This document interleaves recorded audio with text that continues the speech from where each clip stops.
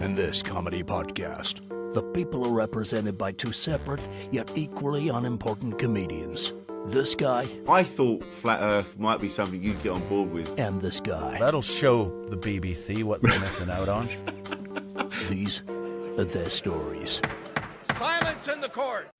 Hey, Rich, do you know every accusation is a confession? Deal with it, Rich. Think it through. Think it through, pal. Are you admitting to me that you're a narcissist? Or are you calling me one? Is that what this is? Straight away, out the back. No, I said every accusation is a confession. Confession, yeah. Oh, so Yeah. you're I haven't talking about accused you of anything. No, you haven't. Oh, shit, that says more about me than it does about you. Yeah, so if someone comes up to you and they're going, "You're a this." Glenn Wool used to put it well. He used to go, "I didn't say that. You said that." When if someone would do a slur like "you're a bigot" or I don't know, in a conversation, if someone took umbrage, he'd say, "Well, I didn't say that. You said that." Yeah. Something like that. What a start to the show. I've got glasses that are dirty. I'm Mine in my too. booth. Sound is You good. got spray. Do you think people will email where can they email? I guess they get us on the socials. Yeah, but that's not ideal. We need we need like an email for the podcast. Okay, we'll set one up. We will set one up. Because I want to Law see and who's got the Disordered. best sound, me or you. I think it's You're me. right up like that. Well, Yeah. I just think my sound's really crisp and clean. Your sound is great, Mostly. but my sound. I'm locked in a tiny little Yeah. cupboard studio, so there's no sound or air. I'm trying not to bang on the table. If you had to pick a favorite direction, what would it be? For me, it's north. Yeah. It's my top four directions. My top four: north, east, west, south. I'm not into southeast, northeast. I'm north, south, Well, east, west. I'm a straight guy maybe in that way. when you were growing up, where were you in Canada? Were you north, south, east, or west? Well, all of it's north. Yeah, but when you were setting out from your, if west. you were going to, so you were west. Oh yeah, I'm an Alberta boy. We're different. We're built different out there. Yeah, you are. We're wranglers and farmers and herders and oilmen and women. Yeah, and you are. Rodeo. Yeah. And a lot of Filipinos now. A lot of what? A lot of Filipinos. They all love really? Alberta. Yeah, they're brilliant. Ah. We fucking love Filipinos, and since I've been living away, it's been filling up with Filipinos, and everyone absolutely loves the Filipinos. They're the best. They They suit are the Alberta. Can't wait till they start getting into rodeo. Oh, that'd be good. I look But forward they to fit that. right in. They what do you call it when you move to a country and you amalgamate, assimilate? Assimilate, yeah. They assimilate right away. They got their own functions and stuff, but they're fucking out with they're Albertans. Boom, love them. That's how you do it. That's how you emigrate. You go somewhere and you jump in. Just be part of it straight away. They're No at messing. at the hockey games, at the rodeo, Yeah. fucking dig it, just diving right in, Alberta bound. Good for But you them. think That's because they don't. The news doesn't give you the good stories, do they? They give you the whiny, yeah, no, the news, whiny. They're not assimilating. Well, fucking. I know one example where they do. It's called Filipinos in Alberta. Let's go. I'm on a positive kick these days. I love and it. I had a steak for lunch. What? Just a steak. Yeah. So when I left to do some gigs, I thought I'd do a treat for the family, and I left them steaks, and I went off to do my gigs, and they were like, "Oh, what a treat, we got steaks." But it means I left them an odd number. There was one steak left, so you can't feed everybody a quarter of a steak, so I had it today. It's fired me up. I'm getting an echo in my ears. Are you getting it in yours? I'm not getting it. I think it might just be because I have to, dude. This is why I have a producer normally. He does all what's this happening? Why isn't he here right now? because he doesn't. He hasn't got time. I get him on a Thursday. He's got houses. He's got a house to. He's like, do you remember Petrocelli? Did you ever see that show? The detective, the lawyer, and he was building a house in the desert. It was the guy that was in it was the guy that was in Vanishing Point, Barry somebody. Geez, I don't know any of those things you said. What? What? I don't know. You really Not grew a up in a single one of field. those. Oh, yeah, I did, literally. But going back to that, do you think, because I grew up southeast, and so when I'm going out, if I don't if you like, ever, not, yeah, not but if keen you on ever, this is the Southeast. thing, if you ever talk about, if I was ever talking about adventure and going somewhere, I would never say, oh yeah, I'm going to head south. I'd head north, because that to me is going away from Yeah. where you are. So if you were to go on an adventure, surely you'd aim for the furthest away from where you are.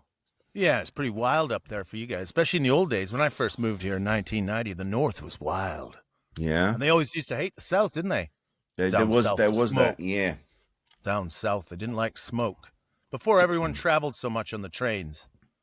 Well, this is it. And once you started having universities in towns, so people came from all over, and that started to break it down and dilute the gene pool a little bit. Yeah, and then the accents started to morph where everyone can understand each other now. But I imagine going back as recent as the 70s, I imagine there's regions you go into and you wouldn't understand a word anyone was saying. Like sometimes you can still go, like I was in Northern Ireland a couple of years ago and I went way out into the countryside. And Northern Irish accents used to all be really, really broad and strong. And there was like little pockets of difference years ago. Yeah. Because I knew loads of them in Canada, the old ones, you know. But you didn't hear it so much. They all started to talk pretty similar to each other. Yeah. But anyway, I went out into the countryside. I can't remember the name of the town, but fuck me.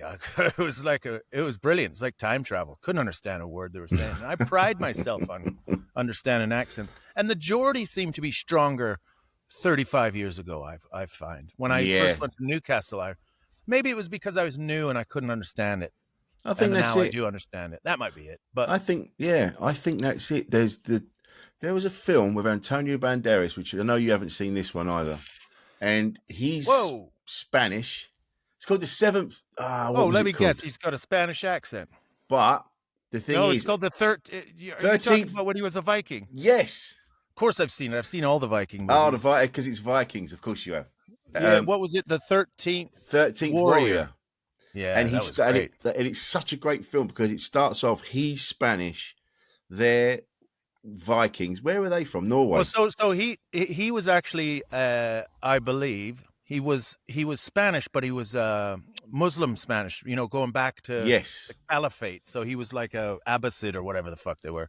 He was a Spanish Muslim. And they used to do a shitload of traveling back then. They were the Ibn Bun something. There was always an Ibn out there traveling and writing about what he saw. And they would go, so it's kind of based loosely on some true travelers. So they were pretty into education and exploration. And they would go up into these Viking areas and send back messages about these freaky heathens. So they I think the film was based loosely on Ibn Bun something. I used to know all this stuff before I burnt my brain out. And and he was just like blown away by him. And of course he would add little things to it, like people who lived in the holes. Remember those people who lived underground? Who was that? In the 13th Warrior. Yes. Oh God. Yeah. Jesus Christ, that was freaky. They were all pasty and white because they lived underground. Yeah. But that it was like it was a comment on how white people got white by living and slithering underground, wasn't it? I remember. He's not wrong. No. It was pretty cloudy and not much sun, and of course you're going to just fade out. Of course you are. You're going to get a bit pale, a bit sallow. That means like all of anyone who's got African ancestry in them if they live in Britain long enough, mind you, we live a lot indoors and stuff now, don't we? I think more so. Maybe. I don't know. I think it takes quite a number of thousands of years and genetic things. Yeah, it's not just a month in your house in Halifax.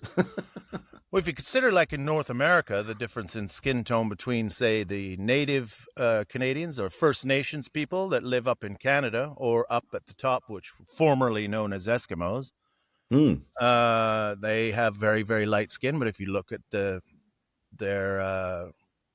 the Native Americans down in South America, down by the equator, much darker. Yeah. It's a sun thing. It is a sun thing. But what was good about that movie? Blue Eyes, interestingly, is different. Is it? That was just What do they call that when something? It's like not gone wrong, but it's like I don't know. You know, when a gene mutation. It was a mutation that just picked up top. Anyway.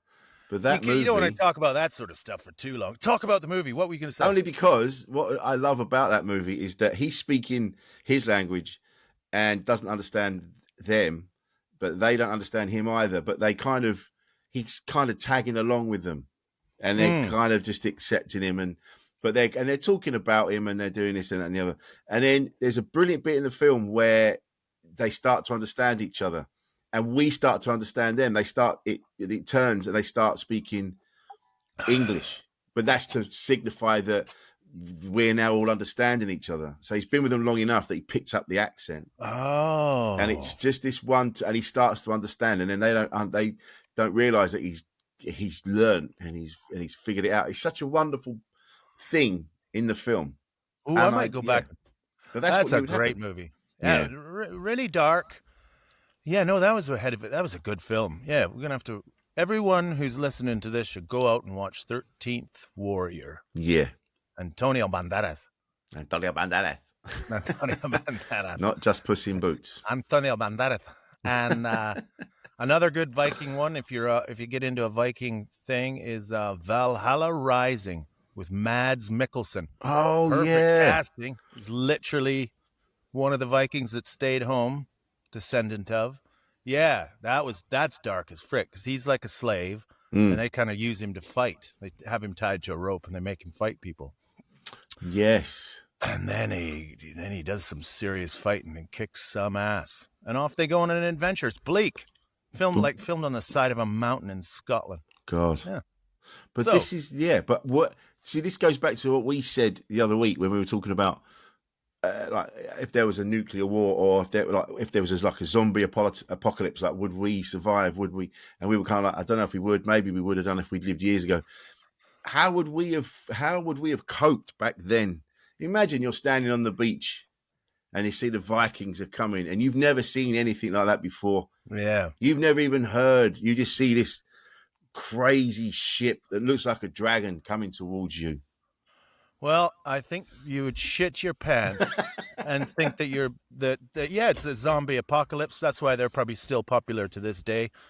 The idea of an invasion, people still to this day feel a sense of invasion anyway, with just people protesting who are different from them. You just think their instincts kick in and go, oh, I don't like that. That's different.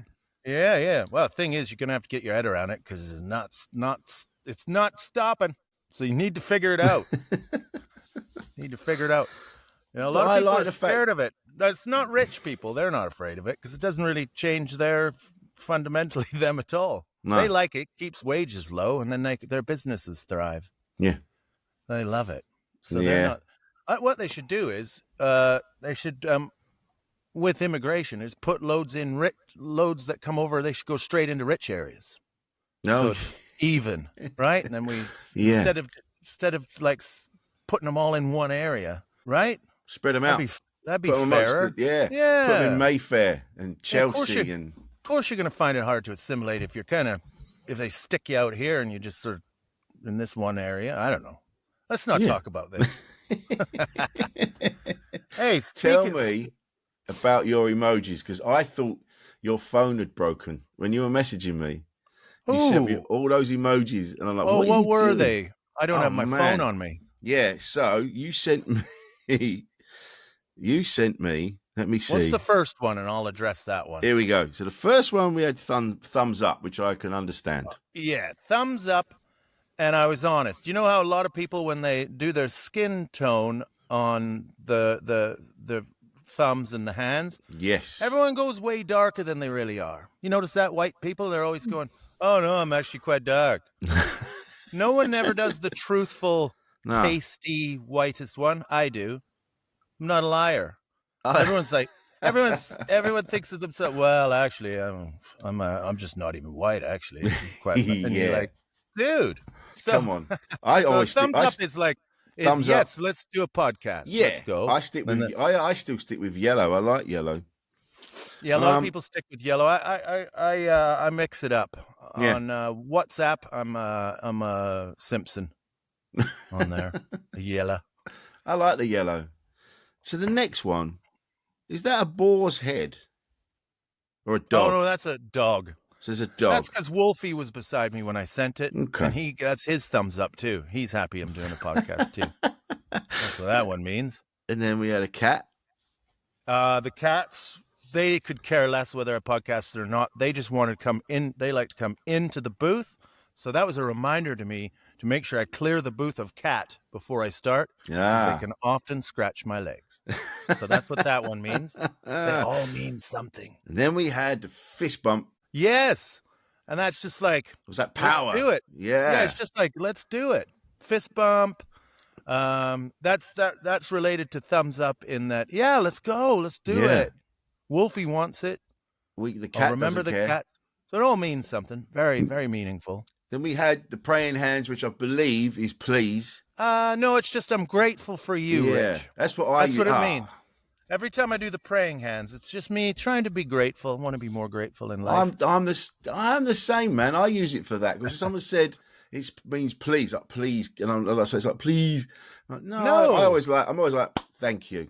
No, it's like I think it's like bless you or God bless you. Yeah. Whether you're Christian or not, it is our culture and it's part of our history, and so you can use the language of religion to say God bless you. It's not a bad thing to say. No, I like it. I think bless you. Someone and they go, "There's no fucking God. Don't do that to me."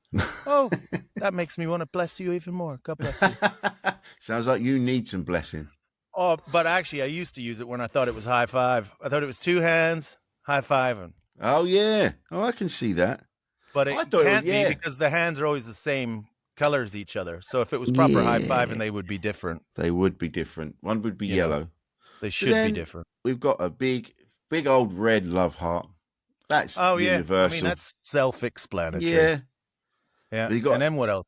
An American football laces out. Yeah.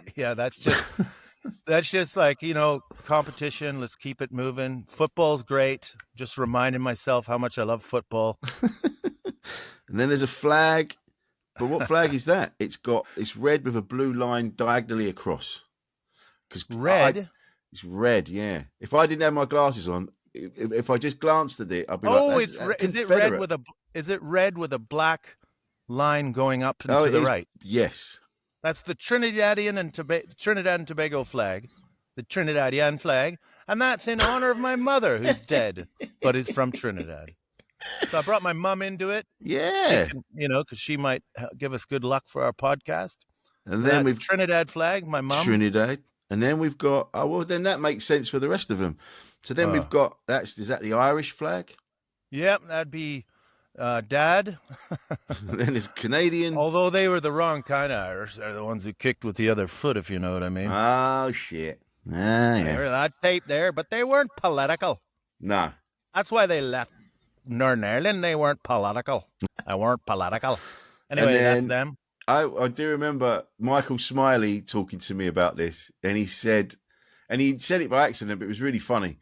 He said where he grew up, because he grew up in Belfast, when they started painting the corners of the street like the pavements, like in the different flags and the different colours to represent the different sides.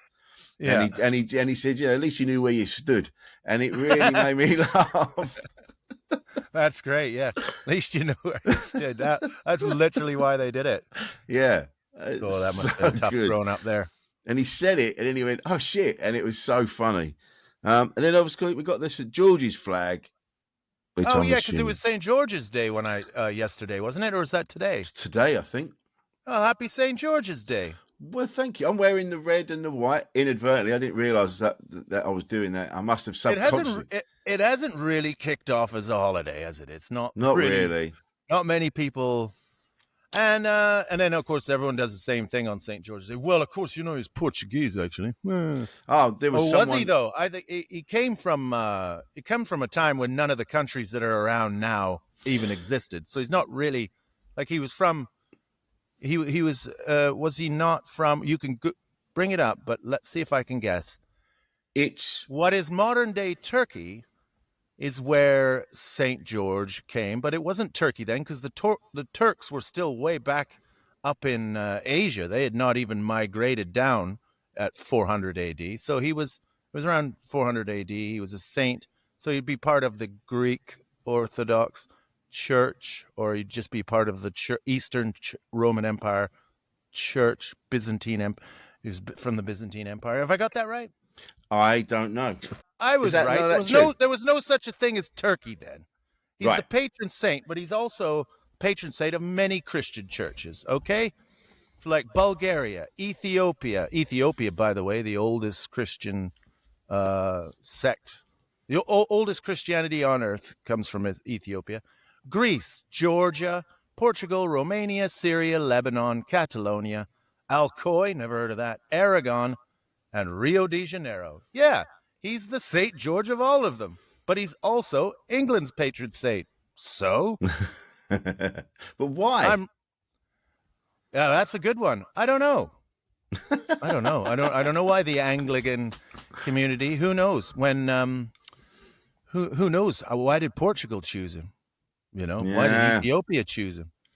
But yeah, there was no such a thing as Turkey that long ago. Turkey's relatively new, isn't it? Is it? I don't know. Well, it was the Ottoman Empire. Who when I think it was late 1400s when they kicked the Greeks, or the Byzantine Empire, the Greek Christians. Well, that's interesting. I bet the person who sent that tweet would be uncomfortable with the colonialism that Turkey still lives on. What was the Byzantine Empire. That's when they took over Constantinople.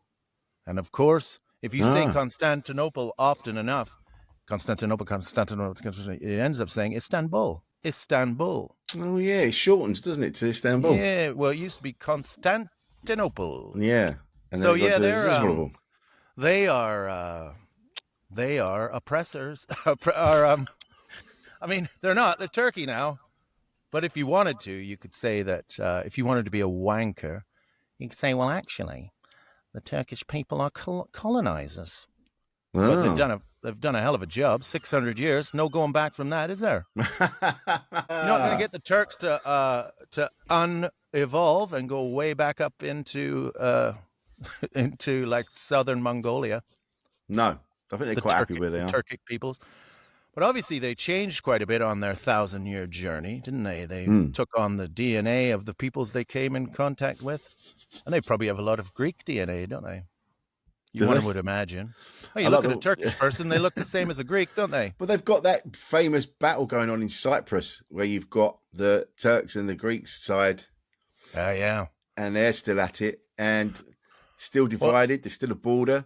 And there's that famous story of when they one morning they woke up, the Greeks woke up, and on the side of the mountain was the Turkish flag in white lines. And what had gone on, the Turkish people had been going up there at night, painting stones, turning them over. And then one day they went up and they turned them all over, and it became the Turkish flag. Right. Facing the Greek side in Cyprus. Yeah. So the Greeks got half and the Turks got half. But in the end, the Turks got all of the Anatolian Peninsula, all of Anatolia. Right. And the Greeks got little old Greece back. Only in the 1800s. Isn't that remarkable? So when Elgin was over there, Lord Elgin, with the marbles, it was actually the Turks were using the Parthenon as a store for dynamite. Really? And they had an Ottoman base up there of the Janissaries or whatever they were called. I don't know. Turkish troops, they used it as a base, as a fortress, and they stored their dynamite and all that stuff up there. And so Elgin was over there and he's going, well, these freezes, we need to look after them because this place, it's blown up once before. So he thought, well, he started taking them down and he was going to sort of package them up and preserve them. And then he thought, oh, no, I'll send them to England. And the Ottomans said, yeah, you can send them to England. But meanwhile, Napoleon's folks were around. They came poking around and said, no, we're going to take them. And then Elgin thought, no, we better get these to England because Napoleon's going to take them. So they brought them back to England, and they're actually the Parthenon friezes that went around the top of the Parthenon. Yeah. But now they're in the British Museum, and you can go and visit them for free. With all the other stuff. Yeah, but that they've got replicas in a fantastic museum in. So then, but around that time, Greek independence got fired up. That was when they started. And Lord Byron, he's a hero in Greece, eh? Lord Byron, he was keen. Yeah, he was keen on the Greeks becoming free from Turkish rule because they'd been under the Turks for 300 years, the Greece, and so Greek got its independence a little bit later. Maybe 80 years later, 60 years later, something like that. I don't know any of this. And meanwhile, England had and then when the Turks got independence, they went, hang on a second. We know you were our allies and you helped us get our independence, sort of. But did you take, because I'm pretty sure there was freezes. Did you guys? No. I mean, yeah, we were keeping them for you, keeping them safe. Yeah. Oh, yeah. That is a moron's history of Greek independence. But is that why the Parthenon was in rubble? Because it had dynamite in it? Did it go off or something? It had blown up a couple of times, yeah. It had been used as a fortress in many different battles and things over the years. Yeah, the Ottomans, they got pretty close. They went right up into all of like the Balkan territories. They were under Ottoman rule, and that's kind of when what's his name, Vlad Dracul kicked off. Oh, really? Yeah, because he was like on the borders, like Transylvania. He was fighting the Ottomans to stop them going further in, and that's when he used to do, like, he's famous for sticking the heads of soldiers on pikes and sticking them in the air. But really, he's famous for it. But they all did it. It was a thing that they did back then. Like both sides did it. It was to say, like, come no further. And they go, yeah, you just stole that from us. We do that too. But he's a bit of a hero over there. He stopped people getting into Transylvania, the Ottomans coming into Transylvania. And then, of course, there was the great battle of Vienna, where they were surrounded by the. And this is so funny. A moron who half knows something talking about this, where the Ottomans not quite surrounded Vienna because they could anyway, they were the siege of Vienna, where people were starving and they famously would eat they were eating buttocks off of dead people. Oh, nice. Yeah, bit of ass food. And then they survived long enough for, oh God, Jan something. A great Polish hero came down from Poland and saved the day and defeated the Ottomans, who turned around and withdrew and went further back into the Balkans, which they maintained control of, and Greece for another couple of hundred years. But it saved Vienna because they were about to really move straight into Europe.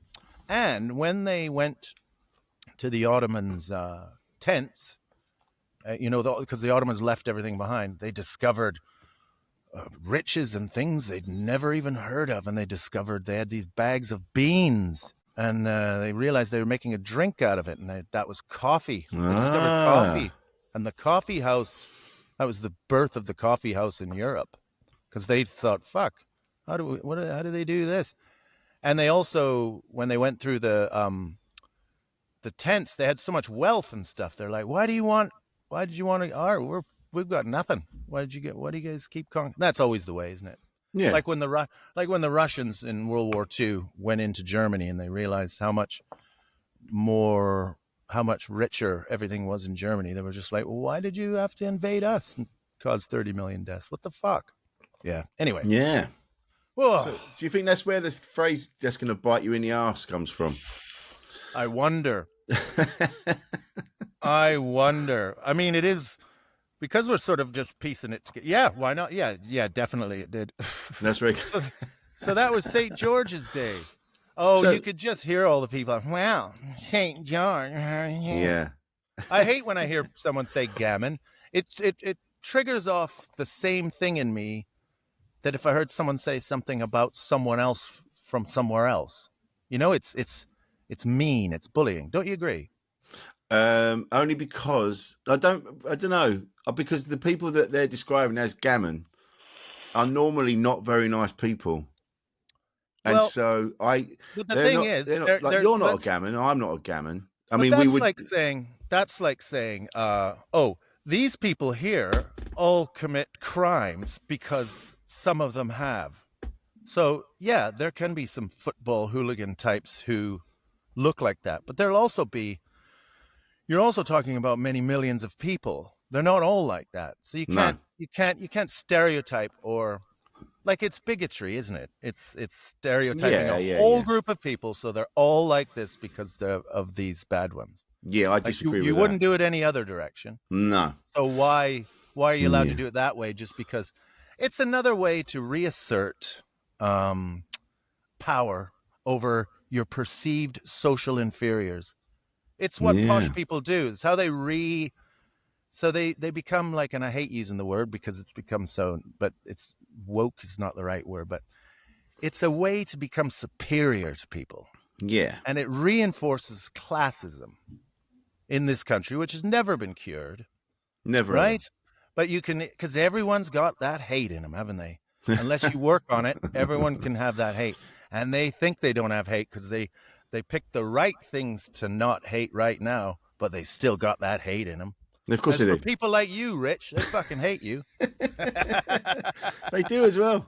Yeah. But what about, so Vlad Dracul, just to play, I guess, going into the myth. It plays into the myth of Dracula. I look like a bit of gammon. I've just had a look. You I look are. pretty You're gammony, starting pretty to red. boil.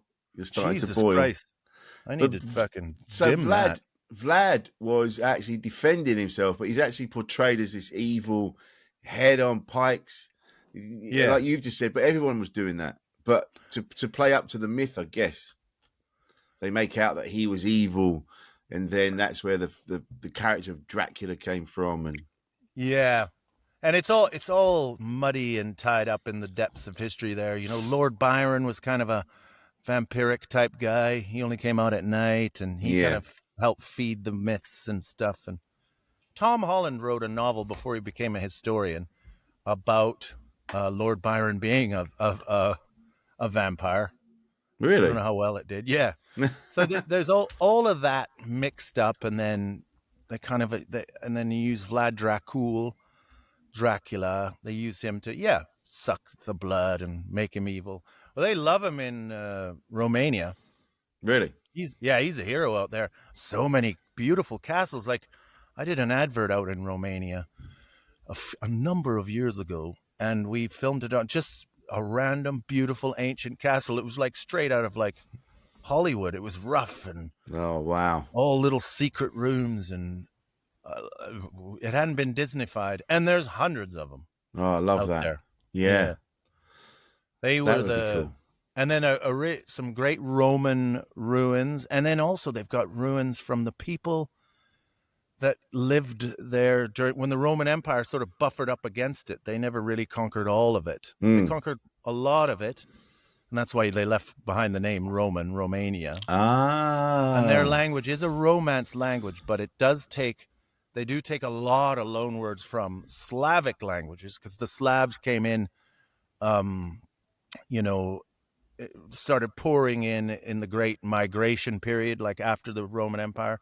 During and after, people were moving around, and the South Slavs, moved in there, became the Croatians, the Serbians, and of course, they went through Romania and left behind loads. So the Romanians, it's a Romance language, but it's different. It's more different from, say, Italian and Spanish, which are closer together, but it is nonetheless a Rome. If you hear them speaking, it's very confusing, because you listen to a Romanian and you go, "Oh, is that Italian?" And you go, no, that's Polish. Wait. It's ready. Yeah, go to Romania and listen to them talk. It is a fucking head fuck. I love it. But even more alien, though, is if you go to Hungary, whose language is unrelated to any of the languages around it. It's like that language comes way up in the Ural Mountains that followed those people all the way down. The Magyars and then the what was the other one? The Magyars.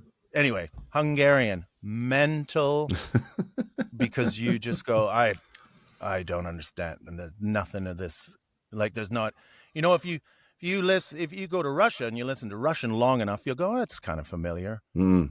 right? And if you go to anywhere with a Indo-European language, you listen to it long enough, it'll feel familiar. You won't understand it.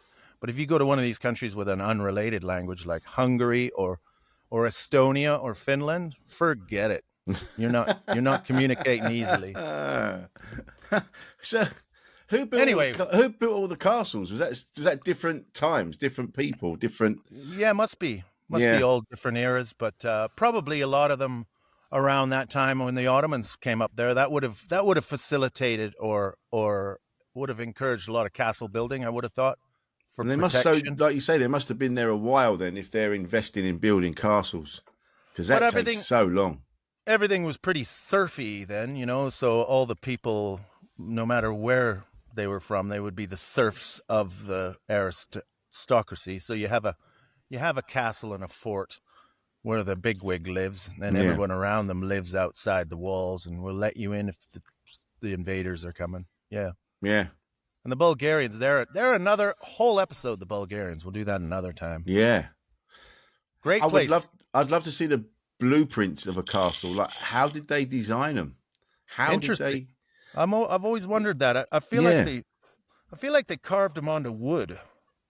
Ah, but that's sometimes they find in certain castles, they'll find in a room at the back on stone carved in, or on concrete, plans carved into the concrete.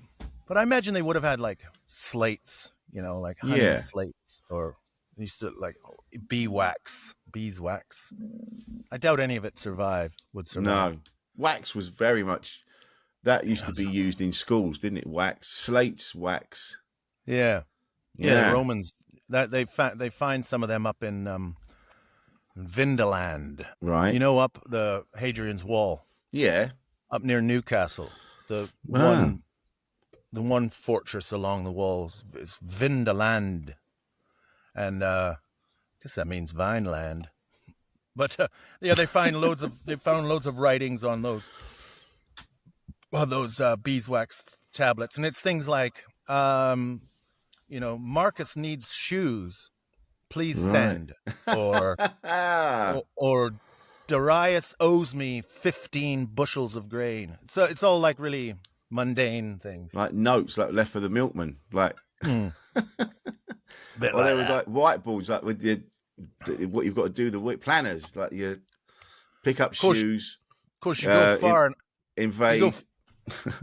You go far enough back. Of course, people used to take the milk straight off the cow. Yeah.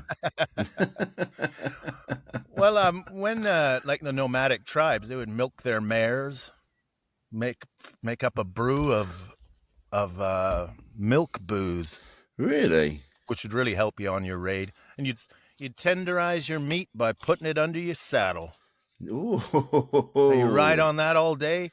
You arrive on your destination at the end of the day. You pull that out, and it's tender and ready to eat, and warm from your ass. Yummy ass meat. ass and horse flavorings. Ah, yum! You'd season it as you rode. Horseback and sweaty felt butt. That's how they made a lot of their clothes too. Is they would put the felt underneath their butts as well. So it wasn't just food. They flattened out and texturized the felt to make hats and boots and coats. And, you gotta love the Indo-European horse tribesmen. And the Mongols and the Huns and the Magyars, and I'm missing some. I'm gonna have to go back and do some reading because I'm missing out on whole swathes. But history is so messy and complicated. You could study it I've studied my entire life, read history, and I don't know anything. But they've missed out so much. There's people out there who don't do any of that, and then have super duper opinions on things and simplify everything as good guys and bad guys, and we're the bad guys, and you just think, no, because all the good guys now used to be bad guys then, and the bad guys now used to be good guys, and everybody's been a bad guy. Basically, every person on Earth, I read something the other day, descends from a slave at some point. We've all been every culture has been under the boot of some other. Yeah, and on it will go. Of course it will. Although the internet's making things a lot better, isn't it? It's making that less likely. But the way we're taught history, it's like, and then that happened, and then that happened, and then that happened, and then that happened. But it's like, no, that was happening. Well, that was this was happening over here, and then that was happening over there, and then they kind of all happened at the same time, and then that happened. You forgot what happened in China. This thing happened in China that meant, and then the weather happened, and then that's why all those tribes people had to move, and then the Mongols had to go this way, and then the Mongols pushed them onto them, and then the Huns onto them, and then this one onto them. Then the Germanics had to move out of there. The Germanic tribes were in Eastern Europe, and they had to move, and then they went into Germany, and boom, some of them up into Scandinavia. You know, just everything is a reaction to a reaction to reaction. Yeah. Yeah. So going back to briefly with the wax tablets, is that where the phrase, do you think, mind your own beeswax comes from? Stop copying. Mind your own beeswax. I wonder. You're fucking full of some insight. You're actually doing the real work here. No, you are. You're bringing the facts. You're not rabbiting things you've read or heard before. You're coming up with ideas. That's good. Mind your own beeswax. Yeah. It'd be like domino about the beeswax about the. Yeah, that's real Latin. Dude, that was real Latin. keep your eyes on your own fucking beeswax. Yeah. Frick, I'm learning about Aristotle right now. You don't know shit about Aristotle. Oh yeah, fucking. Mind your own beeswax. No one's gonna know about him for about 1,000 years, but the writings will be kept alive by the monks in their abbeys, yes, and their monasteries, and it'll be locked away. And the Arabs will keep a lot of it alive too. When they were as long as you towed the line, they were pretty into they're pretty progressive in some ways. The education, the astronomy, the mathematics. Yeah, they were. Yeah, if it weren't for them, then not this. If it wasn't for this, then not that.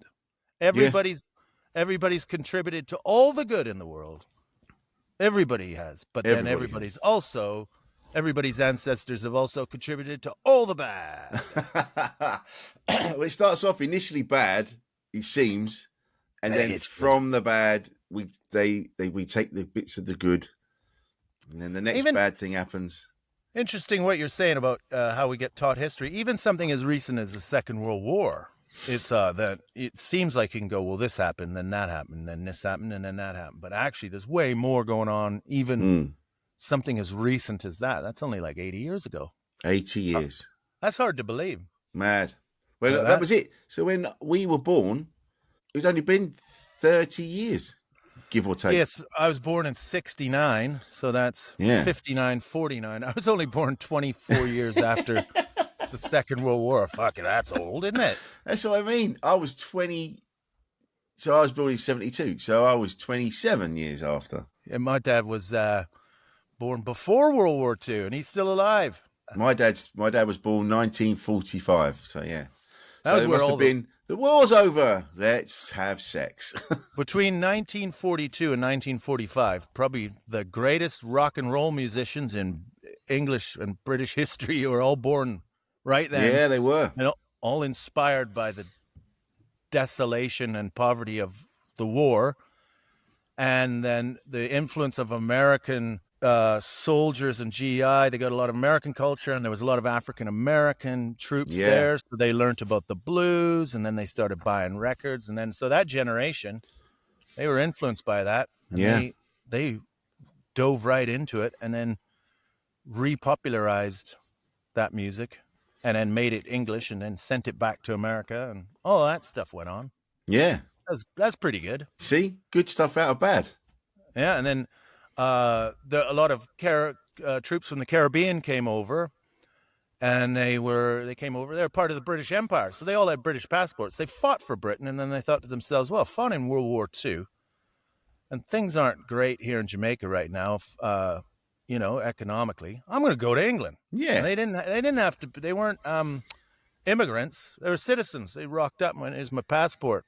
Right, in you come. Deal with it. And then we were enriched by that culture. We were.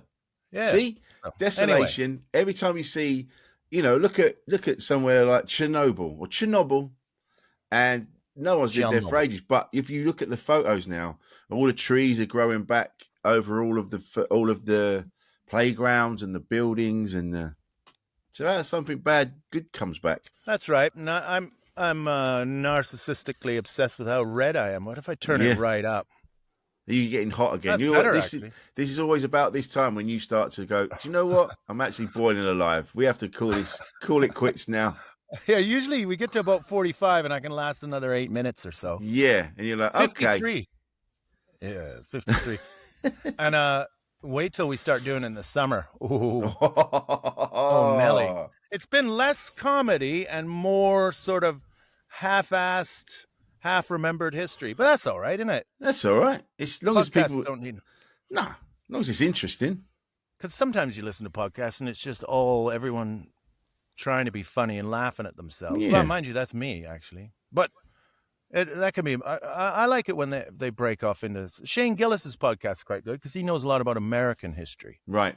And he'll often break off. It's frustrating when you're listening to them talk, though, and they're talking about a thing you know about, and they're trying to figure it out, and you're shouting the answer at them. No, that's wrong. And then one of them will Google it, and I go, oh, there, you got it right. Because they were talking about how the Jews got to Europe. And I was going, well, they were sent to Roman. They were in Rome. They had to go. They got kicked out. They had to leave the Middle East. Come on. Then they go there and they get kicked out of there, and then they go up there and they get kicked out of there, and then Eastern Europe was good for them because it was less populated, so they could find their own little communities, lock in, look out for each other, and then they could go. Crazy Christians would go, we can't lend money. Fucking Bible won't let us. You guys can. No. All right. Hey, you guys are making too much money from lending us money. Either we do a pogrom on you. That's what we're going to do. We're going to do a pogrom. And then after that, they went, okay, we're not doing a pogrom this time. We're going to change our rules so we can do it now. Hello, the Medicis. Man. But at least I was listening to one the other day, the Brilliantly Dumb podcast. Ooh, that's what we should have called this. Yeah. So it's Joey D. I don't know the names. There's a guy called Bob. I like Bob because Bob's got this. He's got a channel on Twitter, on TikTok, and he talks about the different things he's eating, and it's called Feed Bob. And he just eats these, and he's got some great stories about the arguments he has with the guy in the bagel shop, and I was listening to him, but they just keep talking over each other, and in the end you're like, one of you wait? Just wait a minute. Because and then one of them will start talking, and the other one will interject with like, well, anyway, but it means this, and blah, blah, and they go, shut the fuck up a minute. Yes, I get annoyed by that, and I'm the worst of it. I've cut you off maybe 75 times today so far. I'll work on that, Rich. That's my... That's all right. You've got things to say. Yeah, well, I'll always keep an eye on I'll always be like, well, I want to definitely talk about that. So I'm in my head when I'm listening to you, and then I'm going, yeah, I'm going to bring that back in a minute. Oh, nice. I'm glad you do that because I forget what we've just talked about. I do. Why were you talking about... So at the beginning, this round off, the top of the show, we started with the quote, which is talking about narcissism. Oh, every accusation is a confession. It's actually a confession, yeah. Well, it just came up on an Instagram thing where they do those things come across the screen and there's piano music playing. It's supposed to be inspiring. That came across and it just made me laugh that you could just go up to someone and say, every accusation is a confession. Deal with it, Rich. Think it through. That just tickled me that someone would just say that. But it is true, though. Having dealt with someone who was a huge narcissist, it's tricky because you believe, because they're like, you're this and you're that and you're the other. And you go, oh, I trust this person, so that must be true. And it's not until you come away from it when you go, that's bollocks. That was you. That was all them. They were saying all that because that's what they were. I got a hunch I know who that was. But anyway, we're not going to mention that. I'm naughty, aren't I? I am so naughty. No names. I've seen it. Anyway. Yeah. Here's the thing. Yeah. I was driving along on a motorway, going to a gig out there and somewhere. I was going out to Great Yarmouth. And then there was a roadworks that were not on, but the lane was closed, so they weren't working on the weekend. But there was a big sign that said, "We don't tolerate workplace abuse at this site." Was a big sign at the roadworks. And I thought, what kind of a person is driving along and pulls up at a work site and just starts abusing people? That you need a sign for it? Maybe because people don't like being stuck in traffic and they can't figure out. Because They need somewhere to put it. They need someone to put the frustration. It can't be for the people who work at the site, because surely they could just tell them that. Yeah, but they're not even If you there. want to work here, when they're working away on the road, people must be just pulling up and going, you're lazy. Did you read the sign, pal? Maybe other work sites tolerate people just pulling over and shouting abuse, but we don't here. So stop throwing bottles of urine at us. You can keep that stuff. Yeah. That sounded like I was trying to work up a stand-up bit. You were. Yeah, I guess I was. I don't like it now that I've said it out loud. This is a good place to try new ideas. Next time we'll have to do one about inventions that change the world. The washing machine. Yeah, good plan. Yes. Something like that. Yeah, I'm and up for that. Guns. How do you feel about guns? Oh, yeah. Yeah. And then censorship of words. You remember, like, when Mary Whitehouse was around, they used to censor. You couldn't say F, the F word. You couldn't say anything. I've said it so many times. Fuck. I like the way sometimes you say it, and then sometimes you go, you'd say frick or fart. Oh, but we beat back all fart that in hell. People say the C word on telly and all that now. Yeah, I know. They say but there's still an element of people who want to police words. There's still a Mary Whitehouse thing. They're not necessarily Christian, and you couldn't even say like homosexuality or whatever. And then anyway, what got me thinking of that was something popped up on one of these things where the BBC, I'm not sure whether they didn't pull the whole movie, but I think they dubbed over in Mary Poppins the word Hottentot. Why? Yeah. Guess that's a slur against the diminutive Hottentot people of South Africa. I don't know. They were uncomfortable with the word Hottentot. The famous Hottentot. But you could say C word anytime you want, which is pretty. If you're a female and you hear that, how does that make you feel? Yeah, I've curbed my usage. I like that word, but I've curbed my usage. I only use it in a northern accent. Yeah, but I remember you doing a whole bit about that. It sounds like poetry. Yeah, you can call your kids that. Well, when they say it, like northern hooligans on a train, they don't sound mean or intimidating at all. Oh, you bunch of gumps. See, when I say it, the tides turn back. It's horrible. Yeah, and mine too. I don't think I've ever said it. I don't think there was a time where, you're not even allowed to say that anymore. I don't think you've ever been encouraged to say that. But not really. We policed ourselves. We didn't need to be told. No, we've gone, do you know what? It's not a nice word. Yeah. I'll save it for best. I'll save it for when I meet one. and then isn't that a good sign? Like the N-word, people have policed it out of, no one would say that. No. And that's right. But people did that. Yeah. We didn't need a government to say. No, we all decided that's not cool. That's not I don't even enjoy saying it. I don't like thinking it. No. Oh, now it's in my head. Not me. Just this is bullshit. There's no way. No. Just saying N-word. N-word is bad enough. Yeah. Let's wrap this up. Yeah.